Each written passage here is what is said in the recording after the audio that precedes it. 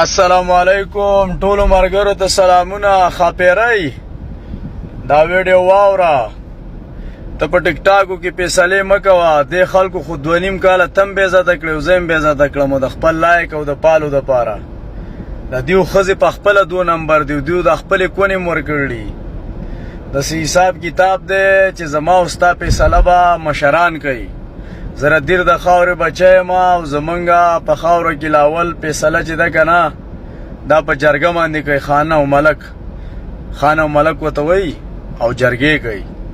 او زما هم خاندان شته، مور او پلار، او تم بې مور او بې پلاره نه یي. ما د باندې هم ډېر غټ غیرت کړی دی. ما ته هم په خپل خاندان کې ډېر مشکلات راغلي. صحیح ده، خو په اسلام کې ما ته 4 ښځې ازادې دي. څوک زما د پچۍ ته نشي کتی. داسې حساب کتاب به وکې، په کور کې کېنه، پالتو مه ګرځه. زما دې په خدای باندې قسم چې څه نمونه دستخط غواړي زه راته کوم چې ستا څه لګي د زندګۍ الله به تعالی درکوي په حیا عزت کې. خو دا پیغورونه راته مه جوړوه چې زه خپل روزګار وکړم. 2.5 کاله وشو، 2 تنو به راسه کار کوو، روزګار هر څه غرق او پرک دي، هر څه په ځای ولاړ دي.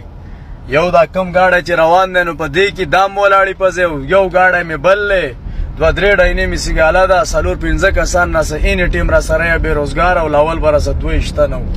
زما دې په خدای باندې قسمي چې د زندګۍ هر ارمان به دې الله پوره کوي. خو نوره داسې حساب کتاب وکړه چې هغه سخر مې په بده نه شو یادولی.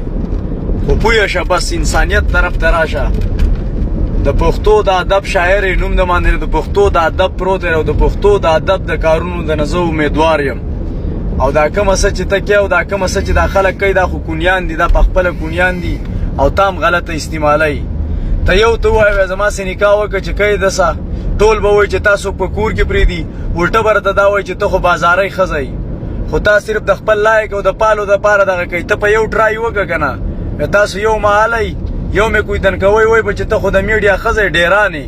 اولا کې دوی په خپله کونیان دي، ډیرانیان دي، ښځې هم صحیح نه دي.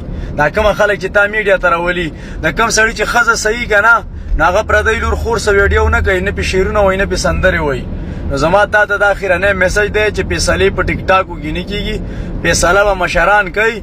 او انشاءالله ستاسو به اجره جوماتي، پلار به دي، تره به دي، تربور به دي، زمونږ خلک به راشي، کې به نپا به سي.